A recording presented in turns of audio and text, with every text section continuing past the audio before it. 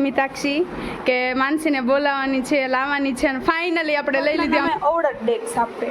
ઓવડા ડેક્સમાં હમાડું છું યાર, બે જોડી કપડાં હમાડું, એક થેલો રાખો ત્યાં ડેક્સ પૂરો થઈ જાય. હેલો ગાઈઝ, ગુડ મોર્નિંગ, હર Mahadev, welcome to my long video. હોસ્ટેલે હવે આપણું કોલેજ ચાલુ થઈ ગઈ તો હોસ્ટેલે ચાલુ થઈ ગઈ હતી. જો આવું કંઈક હતો આપણી હોસ્ટેલનો વ્યૂ.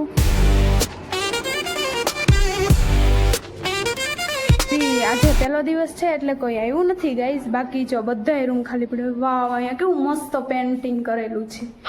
નહીં એટલે ડ્રોઈંગ કરે પણ મસ્ત છે યાર. પછી આવા છે આપણે કઈક, लेकिन ये साला कर क्या रहा है यहाँ पे? આવીને ચલો હું તમને મારો રૂમ બતાવું ગાઈઝ. આ છે મારો રૂમ. હાલો ત્યાં જઈએ પણ પહેલા આપણે લઈ લઈએ આપણું ચાર્જર. ચાર્જિંગ થઈ ગયું છે. હવે હોસ્ટેલ હજી આખી ખાલી છે, 2-5 ને મૂકીને હજી કોઈ આવ્યું નથી. 4-5 રૂમ ભરાણા એવું બધું છે ને. જો અહીં બધે લોક મારેલા છે, મીન્સ કે આમ બંધ છે. આપણે જ બધેથી પહેલા शाबाश बेटा, बहुत बढ़िया मुन्ना. તાવો કંઈક છે મારો રૂમ. કબાટના નામે ઓવડા ડેક્સ આપે. ઓવડા ડેક્સમાં હમાડું છું યાર, બે જોડી કપડાં હમાડું, એક થેલો રાખો ત્યાં ડેક્સ પૂરો થઈ જાય. જો અને અહીંયા રહેવાનું હોય, 4 બેડ છે એટલે 4 છોકરીઓને રહેવાનું હોય.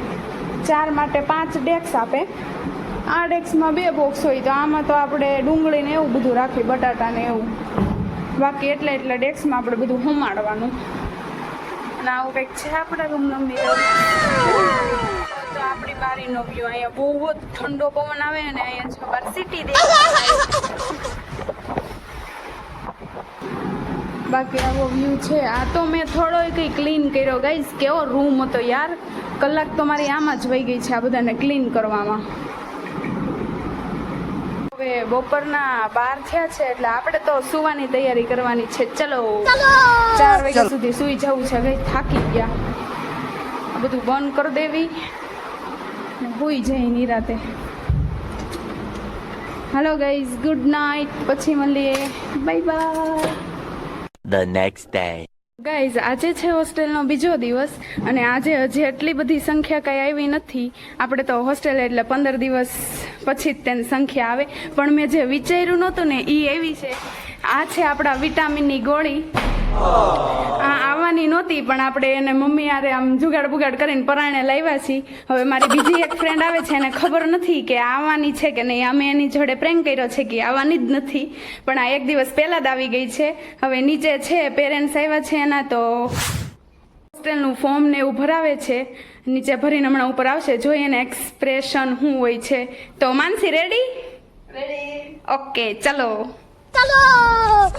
તો જો મીતાક્ષી અહીંયા આવે છે, માનસી અહીંયા તૈયાર જ છે. ડોર બોર બધું બંધ રાખ્યું છે. આપણે અહીંયા છોકરીઓ છે 2-3. આ આવી. હાય, હાલ તારી માટે એક સરપ્રાઈઝ છે. હાલ. શું થઈ, એકલી આવી? હા એકલી. તાર પપ્પાની બધે નીચે? હા.